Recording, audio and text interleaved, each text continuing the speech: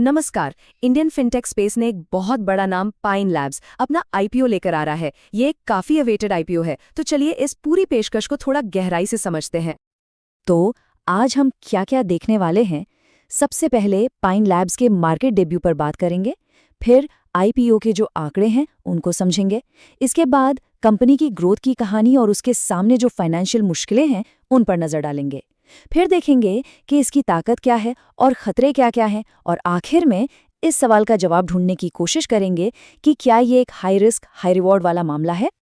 तो चलिए शुरू करते हैं पहले हिस्से से। पाइन लैब्स का ये बड़ा मार्केट डेब्यू, एक नया और बड़ा खिलाड़ी अब पब्लिक मार्केट में एंट्री ले रहा है।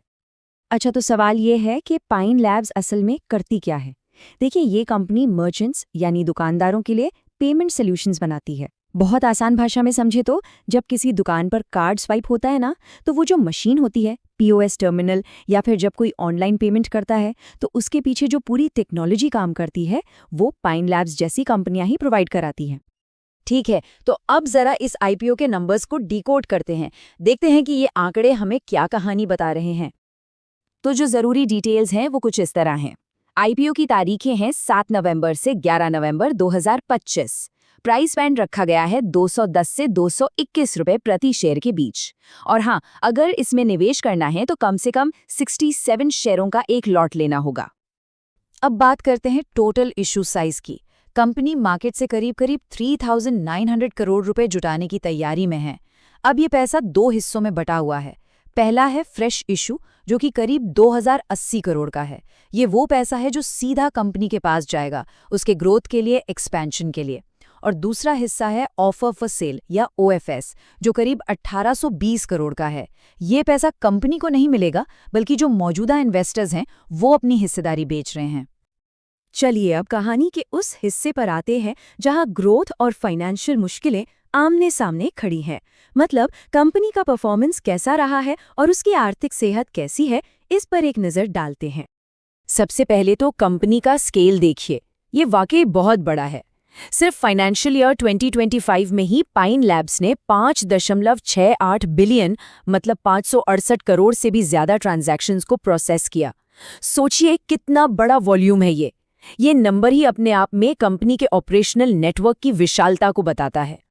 और जाहिर है, इतने बड़े नेटवर्क का सीधा असर कंपनी के रेवेन्यू पर भी दिखता है। ग्रोथ देखिए, काफी मजबूत रही है। फाइनेंशियल ईयर 23 में रेवेन्यू था करीब 1600 करोड़, जो FY24 में 1770 करोड़ हुआ, और FY25 तक आते आते ये बढ़कर 2274 करोड़ रुपए तक पहुंच गया। ये एक बहुत ही शानदार ग्रोथ ट्रेजेक्टरी है।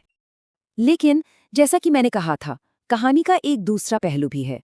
इतनी जबरदस्त रेवेन्यू ग्रोथ के बाद भी सच्चाई ये है कि कंपनी प्रॉफिटेबल नहीं है, वो लगातार नुकसान में है।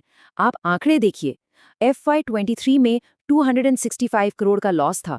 FY24 में ये लॉस बढ़कर 342 करोड़ हो गया। हाँ, ये बात सही है कि FY25 में ये नुकसान कम होकर 145 करोड़ पर आया है, जो एक पॉजिटिव साइन है। लेकिन बॉटम लाइन यही है कि कंपनी अभी भी मुनाफे से काफी दूर है। तो सिचुएशन क्या है?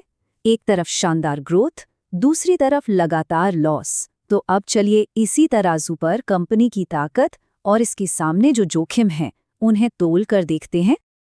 तो ये है पूरा इन्वेस्टमेंट इक्वेशन। चलिए इसे समझते हैं। एक तरफ जो पॉजिटिव बातें हैं वो ये कि पाइन लैब्स एक बहुत तेजी से बढ़ते हुए फिनटेक सेक्टर में एक मजबूत प्लेयर है, और आईपीओ से जो पैसा आएगा उसका इस्तेमाल भी ग्रोथ के लिए ही होगा, मतलब एक्सपेंशन और टेक्नोलॉजी में। लेकिन दूसरी तरफ चुनौतियां भी कम नहीं हैं। सबसे बड़ी चुनौती है कि कंपनी अभी तक मुनाफे में नहीं आई है। मार्केट में कंपटीशन बहुत ज्यादा है और कुछ ही बड़े कस्टमर्स पर इसकी निर्भरता भी काफी है।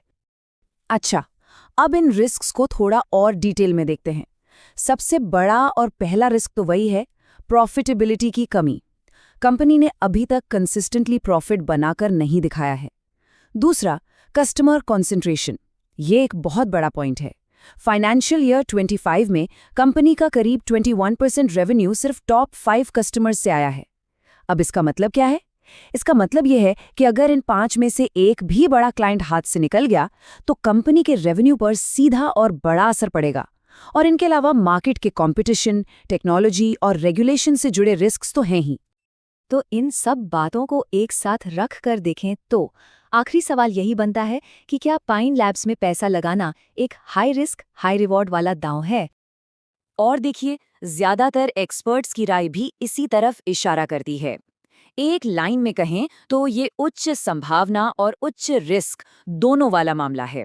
मतलब साफ है, ये कोई सीधा साधा सेफ इन्वेस्टमेंट नहीं है। यहाँ जितना बड़ा रिवॉर्ड मिलने की उम्मीद है, उतना ही बड़ा रिस्क भी साथ में जुड़ा हुआ है। तो आखिर में सबसे बड़ा सवाल यही बचता है, क्या एक लॉन्ग टर्म पोर्टफोलियो के लिए ये हाई रिस्क हाई ग्रोथ वाला फिनटेक दाम लगाना सही है? और इस सवाल का जवाब हर किसी को अपनी रिस्क लेने की क्षमता और अपने इन्वेस्टमेंट के लक्ष्यों को देखकर ही खुद तय करना होगा।